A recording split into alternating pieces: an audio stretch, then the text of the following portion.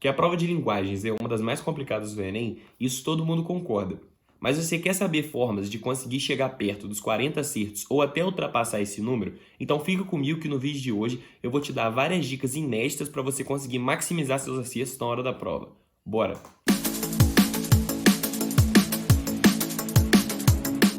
Fala galera, sejam bem-vindos a mais um vídeo do canal Medversitário. Para quem não me conhece ainda, prazer, meu nome é João Vitor, eu sou estudante de Medicina da UFJF, Universidade Federal de Juiz de Fora. E no vídeo de hoje eu venho trazer para vocês várias dicas para você acertarem mais questões na prova de linguagens do Enem. Ela que vai acontecer agora no próximo domingo e para mim era a prova mais difícil que tinha para fazer no Enem. E justamente por isso foi a matéria que eu mais estudei a prova em si. Além dos conteúdos, eu estudei como eles eram cobrados, o padrão de questões de linguagens no Enem, dicas para ir melhor na prova, inclusive em vídeos como esse que eu estou fazendo aqui. E por isso mesmo eu reuni todo esse conhecimento que eu adquiri ao longo da minha preparação e decidi fazer esse vídeo hoje para jogar tudo que eu sei de linguagens aqui nele. Então eu espero que vocês gostem e fiquem até o final para ouvir a última dica que certamente é a melhor do vídeo de hoje, que eu tenho certeza que vai te garantir pelo menos uma das questões difíceis na prova de linguagem desse ano. Depois vocês podem me cobrar. Bom, agora começando aqui com as nossas dicas, eu vou falar para vocês uma forma muito fácil de resolver questões com poemas. Eu sei que poemas são o calcanhar de Aquiles de muitas pessoas, tem gente que tem uma dificuldade tremenda de interpretar e conseguir entender o que o autor quis dizer naquele poema, mas agora aqui vou dar um método para vocês resolverem questões que eles estão presentes com muito mais facilidade que vocês estão acostumados. Então, o que é um poema? O poema nada mais é que um texto onde o autor quer passar uma mensagem e esse texto está em forma de versos e muitas vezes tem palavras complicadas que o autor coloca lá para embelezar esse texto. Na maioria de vezes também, essas palavras estão embaralhadas e não na ordem que a gente está acostumado para poder fazer as rimas. Então, para começar resolvendo a questão do poema, para interpretar melhor ele, você tem que colocar os períodos na ordem direta, que seria primeiro o sujeito, quem está fazendo a ação, depois o verbo, que vai indicar a ação, e o predicado, que é o complemento da frase. Aí depois que você colocou na ordem certa, você simplifica as palavras por sinônimos mais fáceis delas para ficar melhor de entender, e aí você nunca mais vai ter dificuldade de interpretar um poema na sua vida e só vai precisar de entender o que a questão está pedindo e buscar no seu poema simplificado. Então vamos lá, dar um exemplo do Hino do Brasil. Ele foi feito na época que a escola literária vigente era o parnasianismo, então para quem está estudando, nesse período os autores usavam palavras complicadas, uma sintaxe complexa, e isso era feito de propósito, justamente para embelezar o texto. Então, a primeira estrofe do hino é: ouviram do Ipiranga as margens plácidas, de um povo heróico brado retumbante. Então imagina que você está no Enem, você lê isso, tem que entender o que está dizendo e não consegue entender nada. Então vamos lá, primeiramente o que a gente faz? Vai colocar o período na ordem direta. Então ele vai ficar assim: as margens plácidas do Ipiranga ouviram o brado retumbante de um povo heróico. Não ficou muito mais fácil de entender agora? E melhorando mais ainda, quando a gente simplifica certas palavras e corta outras, a frase fica: as margens do rio Ipiranga ouviram um grito de um povo heróico. Essa frase não é completamente normal? Poderia ser uma frase que você ouve no seu dia a dia.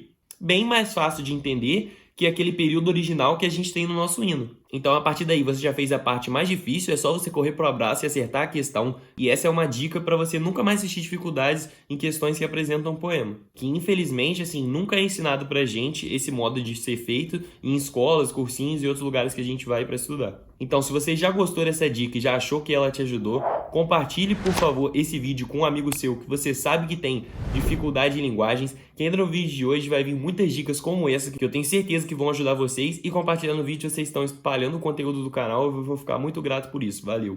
Indo para a próxima dica, é para vocês estudarem e não ficar com nenhuma dúvida no conteúdo de funções de linguagem. E aí vocês podem me perguntar: João, por que eu deveria não ter nenhuma dúvida em funções da linguagem? Porque o assunto é muito fácil, você pode ter certeza que todo ano vai ter no Enem, todo ano tem, pelo menos uma questão, quando não cai duas. Então, nesse domingo, agora que você for fazer a prova, vai ter uma questão de função da linguagem. E mais um motivo que você precisa de estudar é porque é um assunto conteudista. Ou você sabe, ou você não sabe. Mas como ele é muito fácil, são poucas funções da linguagem, todas as questões dele acabam sendo questões fáceis e que, se você tá afiado na matéria, consegue resolver em menos de um minuto e já poupar tempo para resolver outras questões ou a redação. Então fique ligado em todas as funções da linguagem. Geralmente a que mais cai é a metalinguística, mas qualquer vídeo aí no YouTube, se vocês procurarem funções da linguagem de 15 minutos, vocês já ficam fera para fazer isso. Recomendo até vocês assistirem um vídeo no domingo mesmo, antes de vocês forem fazer a prova disso, para ficar quente na sua cabeça e ter certeza que vocês não vão errar. E por falar em assistir vídeo no domingo antes do Enem, se vocês têm dúvida no que fazer antes da prova, se vocês devem revisar, se vocês devem descansar,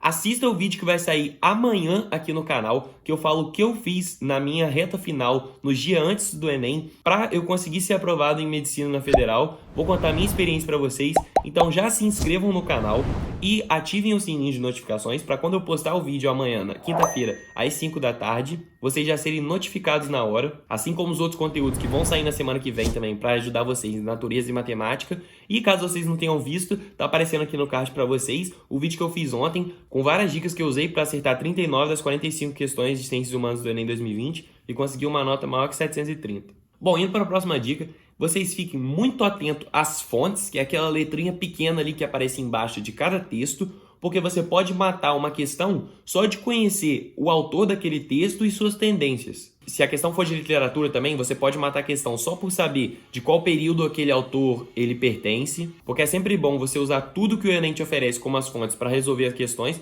porque além de acertar mais, com uma informação dessa você pode resolver a questão rápido e já poupar tempo passando para outras. Bom, a próxima dica é muito importante, porque eu vejo vários de vocês comentando assim: ah, mas nas questões de linguagem, às vezes a A tá certa, a B tá mais certo ainda, a C parece o gabarito e você na D e a E fica mais perdido ainda. Então o que eu quero chamar a sua atenção é para você ficar muito focado que várias questões de linguagens do Enem, e isso é um padrão, quando você vai fazendo muitas questões, você vai percebendo isso, tem perguntas que todas as alternativas estão certas. Porém, apenas uma delas responde o que o enunciado está pedindo. Então fique muito atento ao que a pergunta está pedindo, porque podem aparecer questões que todas as alternativas estão certas, ou pelo menos 4, 3 estão certas, mas só uma vai ser o gabarito, porque é o que a questão está pedindo. Vou deixar um exemplo de questão dessa na tela para vocês agora, porque ficaria muito vago eu só falar e não exemplificar. Olha essa questão aqui. Se quiserem, pausem o vídeo e tentem resolver.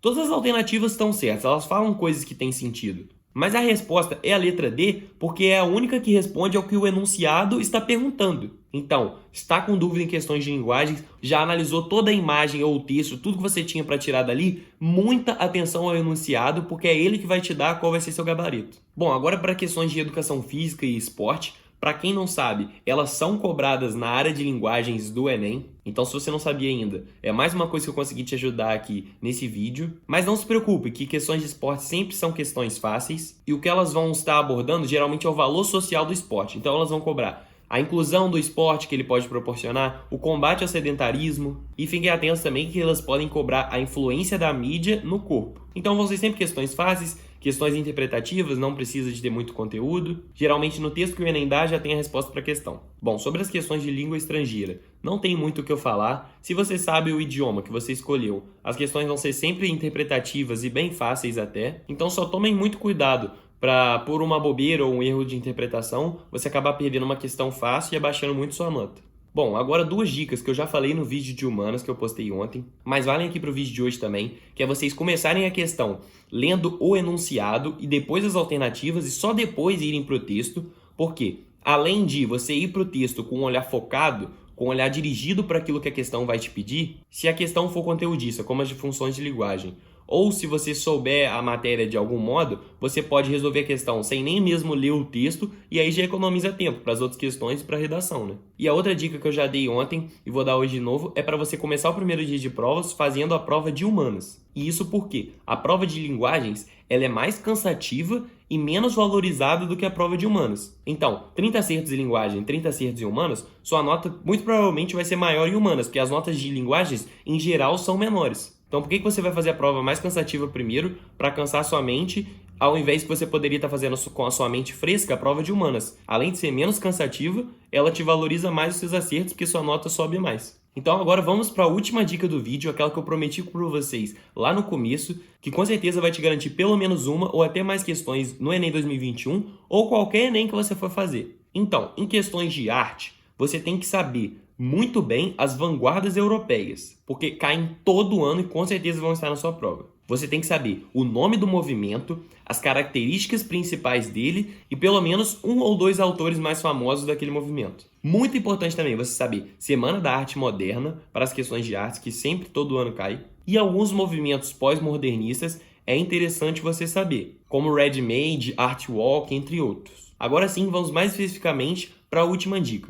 Para você resolver questões que têm dois textos ou questões de artes, que 90% das questões de artes vai ter uma obra, que pode ser uma escultura, uma pintura, uma música, que está associada a algum desses movimentos que eu falei, comparada a algum texto. Então 90% das questões de artes vão ser desse jeito, ou questões que não são de artes e possuem dois textos. Na grande maioria, esse tipo de questão vai perguntar essa relação entre esses dois textos. Então, na hora de você responder a pergunta, se você tiver com dificuldades, o que você tem que fazer é o seguinte: qual era a intenção do autor de cada texto ao produzir aquelas duas obras? Eles estão falando do mesmo assunto? Se estão falando do mesmo assunto, eles estão concordando? Eles estão discordando? Um fala de uma forma positiva, o outro fala de uma forma negativa? Um é teórico e o outro exemplifica na prática aquele tipo de assunto? Eles falam do mesmo assunto com a concepção histórica diferente, porque quando esse autor estava vivo e produziu aquela obra, era de um modo que a sociedade pensava, e quando esse autor estava vivo e produziu, era outra?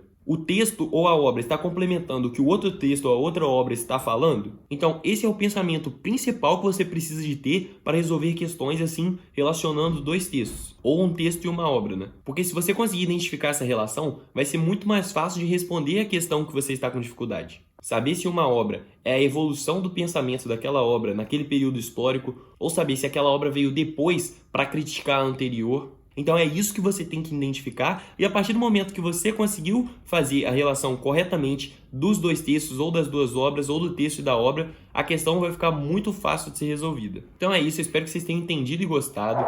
Comentem aí pra mim, por favor, que eu quero saber de vocês.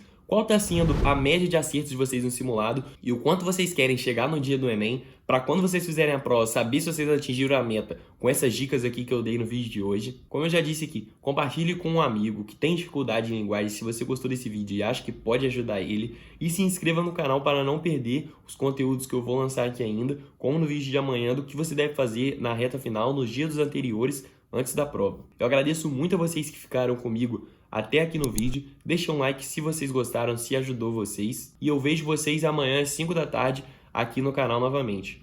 Hoje eu vou ficando por aqui. Um abraço e valeu!